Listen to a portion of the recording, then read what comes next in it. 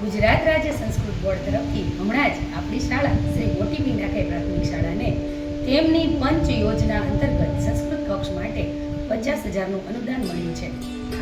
આ જણાવતા હું ખૂબ જ આનંદ અનુભવું છું કે જેનું ઉદ્ઘાટન આપણે આવતીકાલે શાળા પ્રવેશોત્સવની સાથોસાથ કરવા જઈ રહ્યા છીએ. તો આવો હું તમને મારા આ સંસ્કૃત કક્ષની મુલાકાત કરાવું. જે મહાનુભાવો આવશે એમના દ્વારા આપણા આ કક્ષનું ઉદ્ઘાટન કરાવીશું.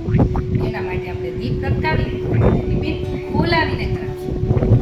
સૌથી પહેલાં તો આપણે આપણો વારસો, ભારતીય વારસો, આપણી સંસ્કૃતિનો વારસો જે કંઈથી આપણને ઉદ્ભવ આપણે પામ્યા છીએ એ વિશે સમજૂતી મેળવવા માટે આ ચાર્ટ્સ તૈયાર છે.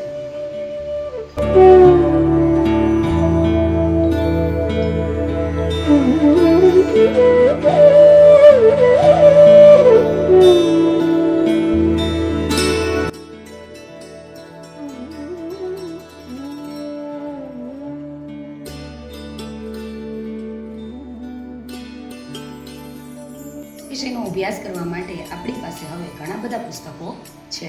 જેમ કે શિક્ષા મેળવવા માટે આપણી પાસે છે શિક્ષા શાસ્ત્રમ, અભ્યાસારિણી, અમારા જેવા શિક્ષકો માટેની માર્ગદર્શિકા પણ છે. હા, સંસ્કૃત કક્ષમાં આપણને એક લઘુ પુસ્તકાલય પણ પ્રાપ્ત થયું છે.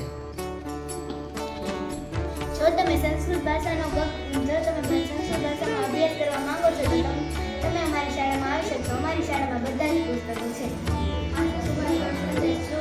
ભાષણ સંદેશ નામનું મેગેઝિન છે જેનું લવાજમ આપણી શાળાએ ભરેલું છે અને તમે દર મહિને આવી અને આનો અભ્યાસ કરી શકશો. જે બેંગ્લોરથી આવે છે. નાના બાળકો માટે જે પુસ્તક છે અને સંસ્કૃત ભાષા તમે સરળતાથી વાંચી શકો છો. ધન્યવાદ.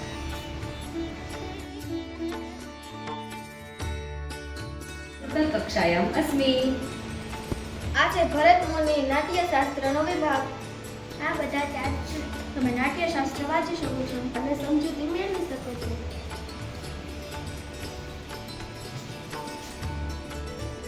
આ કલા વર્ગનો ચાર્ટ છે. તમે જોઈ શકો છો કે જેના દ્વારા વિવિધ રમતોને શું કહેવાય, સંગીતના સાધનોને શું કહેવાય, એ બાળકો ચાર્ટ દ્વારા પોતાની જાતે પણ સમજૂતી મેળવી શકે છે.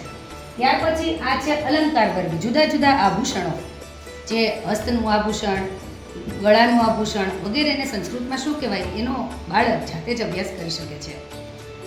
આ છે વસ્ત્ર વર્ગ.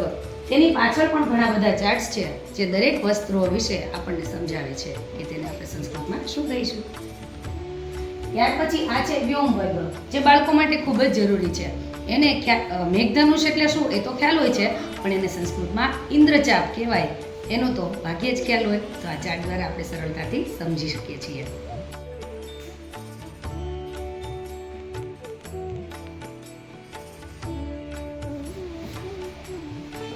આ છે ક્રીડાંગણ વિભાગ. આ છે ધાતુરૂપ ક્રીડા. આ છે ચિત્રાકૃતિ. આ છે ચક્ર ક્રીડા. આવી જ રીતે તમે અહીંયા આવી શકો છો, રમી શકો છો અને આ જ રીતે આપણે સંસ્કૃત ભાષા સરળ બનાવી શકીએ છીએ.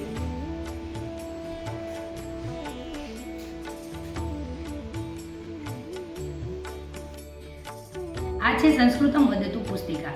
આ પુસ્તિકા સાવ નાના બાળકોથી શરૂ કરીને એટલે કે બાલવાટિકાથી શરૂ કરીને બધા જ વિદ્યાર્થીઓ આમાં રહેલા વાક્યોનું અને સચિત્ર રીતે જ્ઞાન મેળવી શકશે, જે ખૂબ જ ઉપયોગી છે. આ છે નાની પણ આનો ઉપયોગ ખૂબ જ મોટો છે. નમો નમો. આપણી પાસે ફક્ત ભણવાના પુસ્તકો નહીં, ધર્મોના પણ પુસ્તકો છે. જો તમે એલકેજી કરતા હોય તો આપણી પાસે એલકેજીના પુસ્તકો પણ અવેલેબલ છે. તો આ છે એલકેજીનું પુસ્તક અને આ છે યુકેજીનું પુસ્તક. એ સિવાયના પણ 1 થી 7 ધોરણના પુસ્તકો આપણી પાસે હાજર જ છે.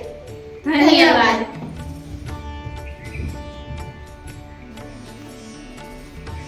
રંગોની ઓળખ મેળવવા માટે આપણી પાસે આ ચાર્ટ્સ છે. ત્યાર પછી વન વર્ગ, જંગલના વિભાગો અલગ અલગ જે હોય એને સંસ્કૃતમાં શું કહેવાય એનું પણ જ્ઞાન મેળવી શકશે. ત્યાર પછી આ છે ક્રિયા વર્ગ. ક્રિયા જેમ કે આપણે 6ઠા ધોરણથી જ વદતી, શૃણોતી, લેખતી, ગાયતી વગેરે તો શીખ્યા છીએ, પણ હજુ જો વિશેષ અભ્યાસ કરવો હોય તો પણ આપણી પાસે ચાર્ટ દ્વારા સરળતાથી સમજૂતી મેળવી લે એવું. હવે ખાદ્ય વર્ગ.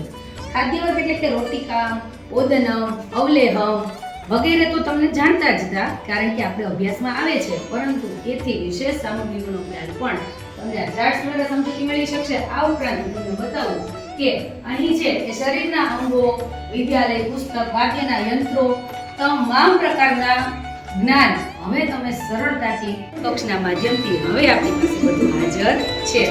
સાથે એક દિલ્હીની પણ સંસ્થા હતી, જે દિલ્હીની સંસ્થા દીપકભાઈ પ્રમોશન ફાઉન્ડેશન વર્ગ પાસેથી પણ આપણે ઘણા બધા પુસ્તકો અને આ રમતના સાધનો વગેરે ખરીદ્યું ત્યારે આપણને એક પેન ડ્રાઈવ પણ મળે છે, જે ખૂબ એટલે ખૂબ જ ઉપયોગી છે.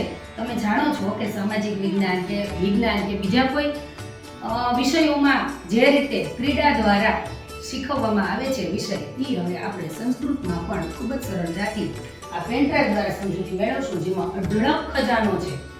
એમાં ગીતો છે, નૃત્યો છે, વાર્તાવલી છે અને ઘણું બધું. મને કેટલું બધું કહેવું એટલું બધું છે, જેટલું ગણો એટલું ઓછું, ઘણું બધું છે. સંવર્ધન અને વિકાસ માટે આપણે જે આ કંઈ પ્રવૃત્તિઓ કરીશું અને ત્યાર પછી હું જે બાળકોને શીખવાડીશ અને એમનું જ્યારે આપણે કસોટી લઈશું, કોઈ સ્પર્ધા રાખીશું, ત્યારબાદ કસોટી કે સ્પર્ધાના અંતે આપણે તેને આ પ્રમાણપત્ર પણ આપીશું. તમે જોઈ શકો છો કે અહીં ઘણા બધા ચાર્ટ્સ છે એ ગોઠવેલા છે, પરંતુ આમાં આ બધા ચાર્ટ્સ એવા છે જે મારા બાળકો 6 થી 8 ધોરણ ભણતા દરેકને ઉપયોગી થઈ શકે એવા છે. આવું બતાવો ચાર્ટ છે.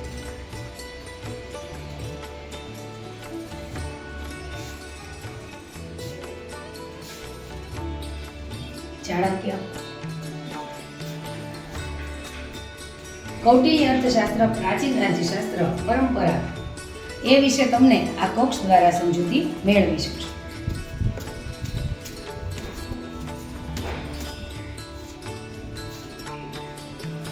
હજુ આ તરફ પણ છે.